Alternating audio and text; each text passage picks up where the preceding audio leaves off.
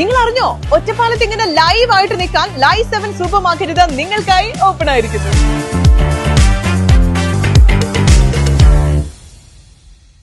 ഒറ്റപ്പാല NSS KPT ഹൈസ്കൂളിൽ Hiroshima ദിനാചരണം സംഘടിപ്പിച്ചു. ഒറ്റപ്പാല NSS KPT ഹൈസ്കൂളിൽ സോഷ്യൽ സയൻസ് ക്ലബ്ബ് ഉദ്ഘാടനവും ഹിരോഷിമ ദിനാചരണവും സംഘടിപ്പിച്ചു. കാലിക്കറ്റ് സർവകലാശാല സെനറ്റ് മെമ്പറും അസിസ്റ്റന്റ് പ്രൊഫസറുമായ ഡോക്ടർ ജി സുനിൽകുമാർ പരിപാടി ഉദ്ഘാടനം ചെയ്തു.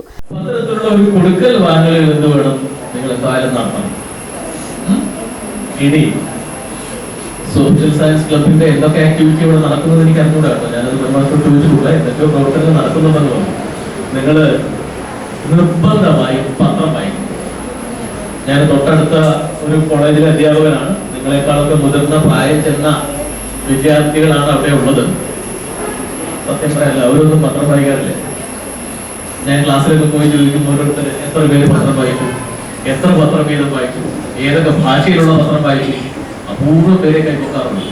നിങ്ങൾ എന്ത് വേണം?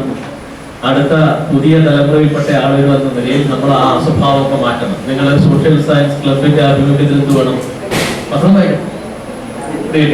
ആദ്യമൊക്കെ വായിക്കാൻ മടിയൊക്കെയാവും. വായിക്കുമ്പോൾ നമുക്ക് താല്പര്യമുള്ള വാർത്തകളൊന്നും ഉണ്ടാവില്ല. ക്രമേണ എന്ത് ചെയ്യാൻ പറ്റും? നമുക്കത് വികസിപ്പിച്ചു കൊണ്ടുവന്ന് നല്ല വായനക്കാരായിട്ട്. പ്രധാന അധ്യാപിക K രാധിക ബാലചന്ദ്രൻ അധ്യക്ഷത വഹിച്ചു. K മനു പ്രസാദ്, സോണി, VS വന്ദന, ശരണ്യ തുടങ്ങിയവർ പങ്കെടുത്ത് സംസാരിച്ചു.